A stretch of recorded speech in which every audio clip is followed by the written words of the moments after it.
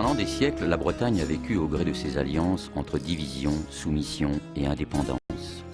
En 1490, Anne de Bretagne épouse le roi de France. En 1532, les deux pays ne font plus qu'un, pour le meilleur et pour le pire. Au fil des ans, certains Bretons remettent en cause cette union. Indépendance, autonomie, séparatisme, toutes les Bretagnes se vivent et s'imaginent en baiser d'âche. La langue bretonne est au cœur des revendications. En son nom, tout s'est dit, tout s'est fait. Je m'appelle Jean-Pierre Livinac.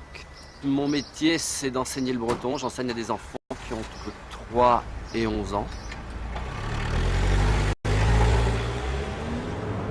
Je suis né en 62 et puis dans cette ferme-là, il y avait un gamin, c'était moi, et puis 5 adultes.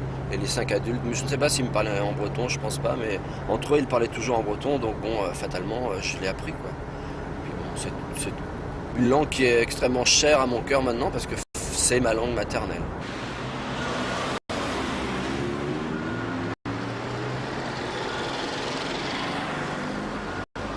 Entrer dans le mouvement breton, et on y arrive par paliers, en tout cas ça a été mon cas. J'ai commencé par m'intéresser à la langue, ma langue maternelle, mais dont j'ignorais la lecture, pas tout à fait la lecture, mais l'écriture. Et ma première prise de conscience, en somme, se situe à peu près vers l'âge de 17-18 ans, alors que j'étais élève de l'école normale de Quimper. Et c'est là que j'ai eu le désir, première fois par simple curiosité intellectuelle, d'apprendre la grammaire de cette langue qui fut ma langue maternelle.